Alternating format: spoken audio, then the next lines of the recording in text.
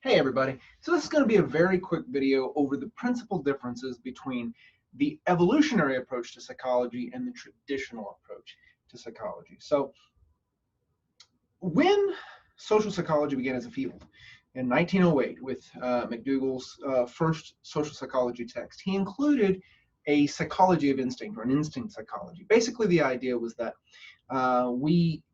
certain behaviors would be more instinctual than others, and we would inherit them from our parents. And McDougall's writings was heavily influenced by Darwin.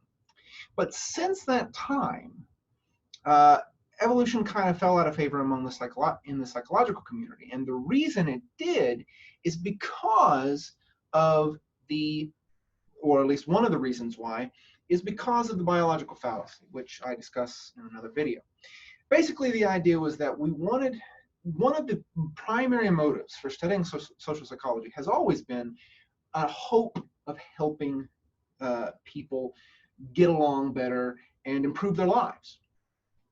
Well, because of partially because of the biological fallacy, people came to believe that if we endorse this idea that certain ideas or certain behaviors were biological, then we can't undo them. And so we wouldn't be able to fix certain problems in our society and our world at large. But again, this could not be further from the truth. But for that reason, psychology kind of went in the other direction as a field, including social psychology. So the field adopted more of this idea of what I'm going to call a Lockean approach, based on John Locke's idea of tabula rasa, which is this idea that we're born as blank slates.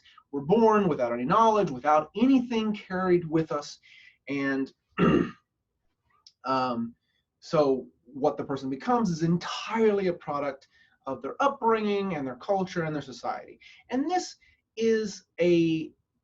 idea became very popular because it basically implied that, well, if we can change our society, we can change people, and we can get rid of all the woes of society and all the woes of our lives. Now, that idea and the promotion of that idea was, again, partially endorsed to the exclusion of an evolutionary approach, because of the idea that an evolutionary approach implied, in very deterministic terms, that if we were born with something, then we couldn't undo it. But again, that's not the case, and that's not the assumption of evolutionary psychology. So even though every other field of natural science embraced evolutionary biology, to the point that if you're talking about zoology, you're talking about biology, you talk about any other natural science, earth science, geology, every other physical and natural science embraces the idea of evolutionary biology. So it put psychology as kind of this outcast, and it did it for idealistic purposes. And I understand the idealism, but it excluded the role of our history as a species for an inaccurate reason. So in the 80s, a couple of scientists start re-embracing the idea of evolutionary psychology, trying to use evolutionary biology for guidance in understanding human behavior. And that's what evolutionary psychology really is. It's the idea that the mind is just like the rest of the body, that it was shaped by obstacles over our history as a species, in the same way that our bodies were. All right, in the same ways that we began walking upright to regulate our body temperatures and to see above the large grasslands that our species was evolving in. In the same ways that we became upright for those reasons, our minds would have been shaped by similar obstacles. And if you think about certain things, basic things like thirst, right? That's a psychological mechanism designed to help us overcome the obstacle of fluid depletion from our bodies. So again, evolutionary psychology approaches human behavior from the perspective of what can evolutionary biology inform us about human behavior. Certainly it's not the idea that all of our behaviors are inherited, certainly not. In fact, that's not the assumption of evolutionary biology. It's, again, a lot of the opposition to evolutionary biology is based in misconceptions about evolutionary biology, which again, a lot of people assume that if you're born with it and it's an instinct, then you can never change it.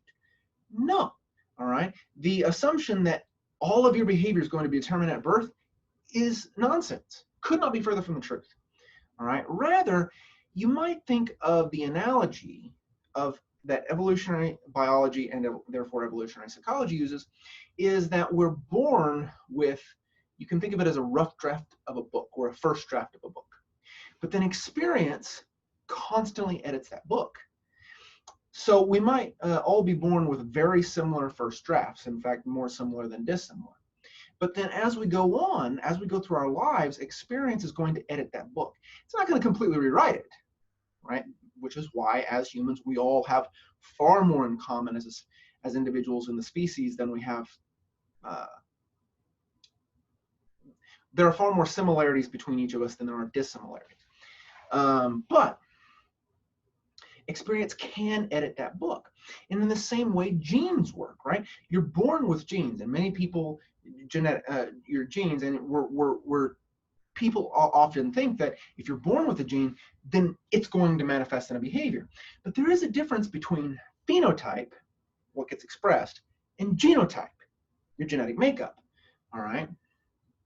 Not every aspect of your genotype gets expressed phenotypically, okay?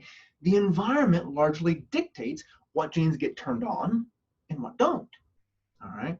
Some genes get turned up or turned down.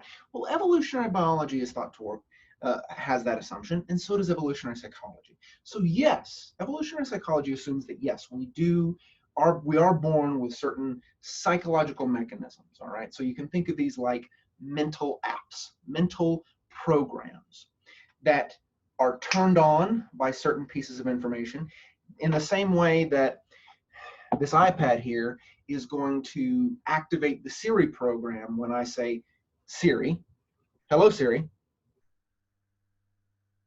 course, it's the one time, it's not listening. In the same way that that input activates that app, psychological mechanisms work in much the same way. When a certain type of input is registered, that psychological mechanism, that mental app, comes online and it generates output. But if the appropriate input is never experienced, that psychological mechanism never gets turned on. In the same way, if I never say the name Siri, that iPad never pulls up the Siri program, all right, or the Siri app, all right? So, just because evolutionary psychology assumes that just because we're born with a certain, you can think of it like a toolbox of psychological mechanisms, doesn't mean they're all determined to happen, all right? So the approach of evolutionary psychology is to identify what obstacles our species may have consistently faced across our history, and even in the history of our species ancestors, all right? Then it basically tries to reverse engineer what mechanisms might have been the best ways to resolve or overcome those obstacles. Now, we call those obstacles selection pressures, and these selection pressures have a number of features in common, but one of the basic features is that if those obstacles were not overcome successfully, then the organism would be prevented from reproducing, all right? So either you overcome the obstacle or you don't reproduce, all right? So that's what a selection pressure is. It's an obstacle that our species consistently and across a long period of time. If you go watch one of my other videos, I talk about how long evolution is. So these obstacles had to persist for long periods of time. You know, people think, I've had the question, do you think social media is changing anything? Well, social media hasn't been around long enough. Social media came out, I'm 35. Social media became a thing my junior year in college or senior year in high school. All right, that's 2003 or 2004. All right, I know there were some things before that, but specifically I'm talking about Facebook. All right, there were some other social media before that, but that's how recent they are. All right, we're talking about just around 20 years old. Well, remember, evolution takes generations, hundreds, thousands of generations. 20 years is not enough. All right. So no, I don't think social media has changed anything. Now, can it create selection pressures? Sure it can. Will it shape evolution in the future? Maybe. It depends on if it's consistently there, if it's there for long enough. All right. But it'd have to be there for a very, very, very, very, very long time. And technologies come and go. All right. So we'll see. All right. Now, none of us will necessarily see because, again, evolution takes so long. But science, which lives, well, as long as society lives, science lives forever. All right. Science will see. Okay.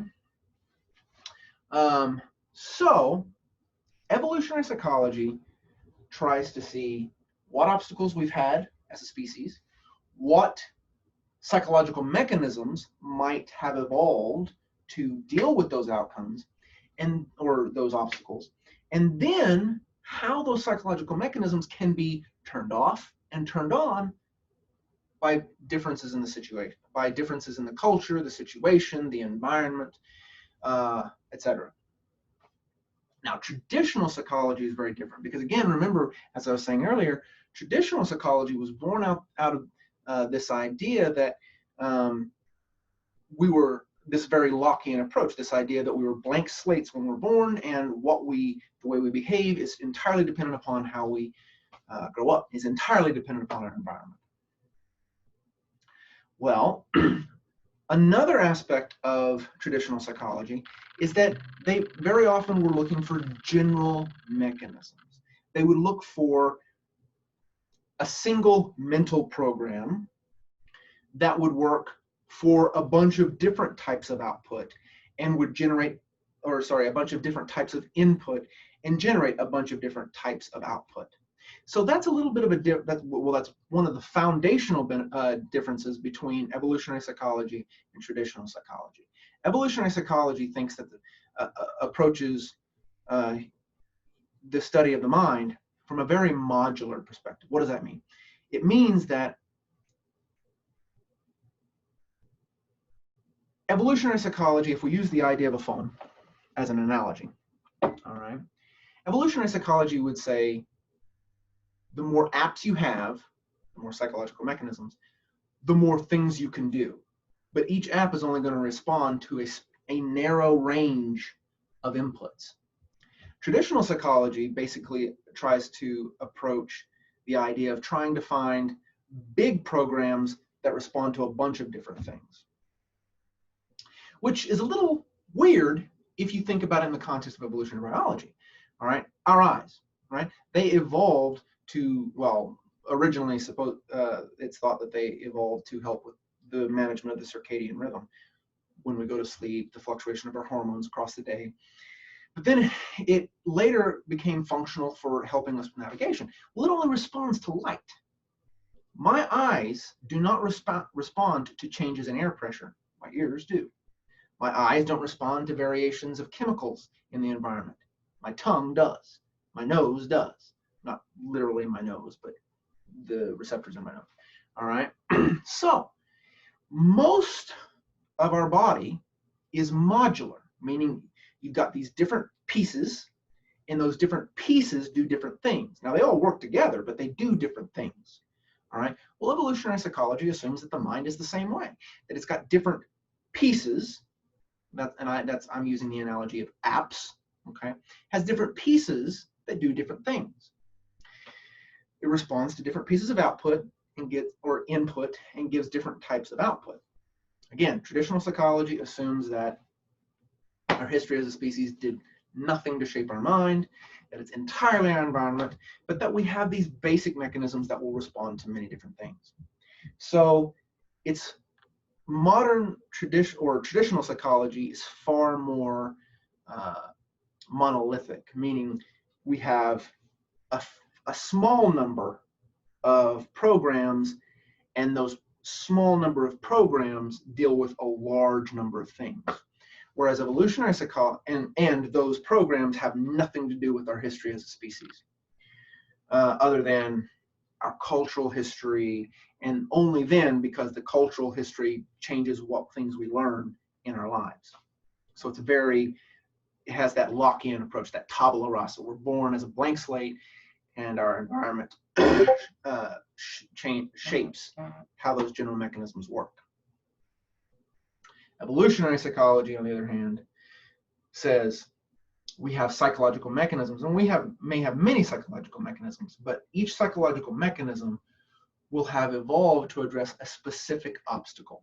And what obstacle it evolved to address will determine what inputs it is sensitive to and what kind of outputs it generates.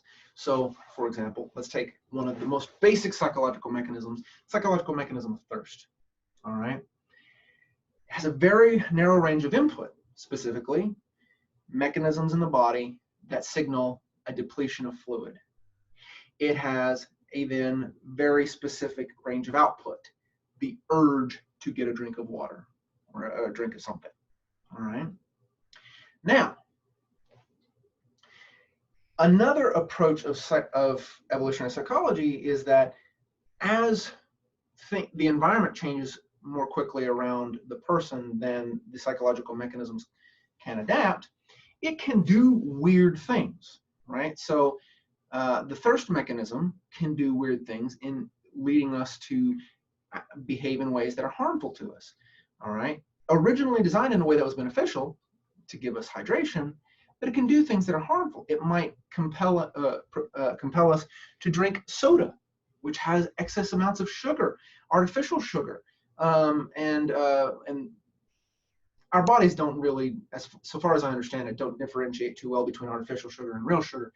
But the problem is the amount of sugar, and so our thirst mechanism drives us to get something to drink. Well, in our natural environments, most of the things that we had to drink would have replenished our hydration.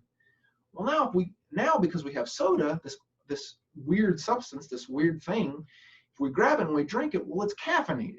It actually makes us thirstier, and it's loaded down with a lot more sugar than we would have gotten from our ordinary foods, and so our sugar levels go high. So these psychological mechanisms, because they're operating in unique environments, can cause problems, right? But the traditional approach is that, well, we have psychological mechanisms, but they're in no way tied to our history, okay? And so those are the main differences between evolutionary psychology and traditional psychology. Evolutionary psychology, our mind is composed of psychological mechanisms. Those psychological mechanisms were shaped by the obstacles our species encountered in our history. And each of those psychological mechanisms respond to a very narrow range of inputs and produce a narrow range of outputs. Traditional psychology assumes that our psychological mechanisms are entirely independent of our history as a species. They are only shaped by our species history to the extent that our cultural and narrative histories shape what we learn, but basically that we're born as blank slates and our environment shapes how we develop, and entirely by itself, and that we have a few number of mechanisms that each respond to a wide number of inputs and produce a wide number of outputs. Okay? So those are the primary differences between evolutionary psychology and traditional psychology. Now, I will say this in closing for this video. Evolutionary thinking is being incorporated slowly into just about every field of psychology. Evolutionary social psychology was the first to really kind of embrace it. But it's starting to be embraced in cognitive psychology, and clinical psychology, and developmental psychology. It has implicitly been in sensation and perception psychology well, as far back as I've ever read. So it's been incorporated into different fields to varying degrees at different times.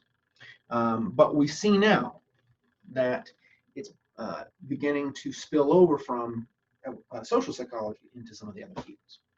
All right, guys, that's it for this video. As always, if you have any questions, please send them my way. If not, have a great one, and I'll see you next time.